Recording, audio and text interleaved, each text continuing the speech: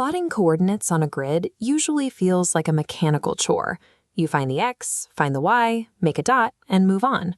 But that process changes entirely when those dots are weaponized against a sitting opponent. Enter XOX. It takes the familiar concept of tic-tac-toe and expands it across a full coordinate plane. All you need to bring this to life is a standard deck of playing cards. You need exactly 2 players for this. You'll also need something to write with, and you'll each need to decide who is playing as X and who is playing as O. Finally, you need the play space.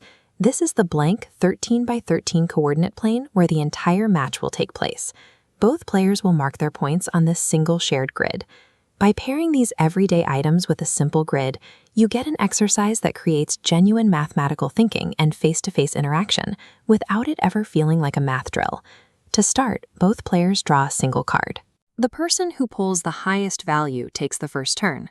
Once that's settled, the drawn cards go back into the deck, and you give it a good shuffle. Deal exactly 10 cards to each player. The remainder of the deck sits face down right in the middle of the table. Now comes the core mechanic of the game, translating the cards you are holding into actionable coordinates on the grid. Looking at this rules graphic, we see exactly how face cards convert into numbers. An ace counts as a 1, a jack is an 11, a queen is a 12, and a king acts as your 13. Red cards are your horizontal X coordinate, black cards are your vertical Y coordinate. Mixing these up is the most common reason players plot the wrong point. Once you master this simple red to black translation, your random hand of 10 cards suddenly becomes a map of precise, strategic possibilities. To take your turn, you simply select 2 cards from your hand, 1 red card and 1 black card. Together, these form your coordinate pair. On the rule sheet, player 1 chooses the 5 of hearts and jack of spades. Since red is X and black is Y, they mark their O at coordinate 5, 11. Player 2 responds with a 4 of hearts and 2 of clubs. That translates to 4, 2, dropping their X onto the bottom left of the grid. As the board fills up, you have to be careful. You cannot plot a point on a space that has already been claimed by your opponent. Eventually, you might look at your hand and realize you can't make a valid move. You either don't have a red card, don't have a black card, or the coordinates are already taken. When you stall out like this, the fix is easy. You draw 5 fresh cards from the center deck to replenish your hand and open up new options.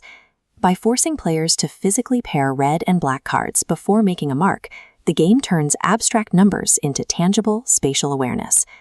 All of this plotting serves a single objective. You must be the first player to claim 4 adjacent points in a continuous row. That row of 4 can run perfectly horizontally across the x-axis, perfectly vertically up the y-axis, or straight through the grid on a diagonal line. Because the board is shared, your offensive planning is only half the job. You have to constantly monitor the lines your opponent is trying to build. If you see them setting up a diagonal row of 3, you can intentionally spend your turn crafting a coordinate pair that lands right at the end of their path, shutting down their win condition. Success in XOX demands you look beyond your own math. You must anticipate your opponent's strategy and manipulate the available coordinates to control the board. At this point, you know how to decode the cards, navigate the axes, and actively defend your grid. You are fully equipped to play, but you can adjust the rules to match whoever happens to be sitting at the table. If you're introducing this to younger students, pull all the face cards out of the deck and draw a smaller 10 by 10 grid so the games move faster. To push advanced students, take a look at the right side of this graphic. You can introduce a 4-quadrant board and assign certain suits to represent negative coordinates, immediately doubling the complexity of the math. Grab a deck of cards, print out a grid, and challenge someone to a match. Applying a bit of pressure and a shared board makes plotting coordinates an experience you will actually want to repeat.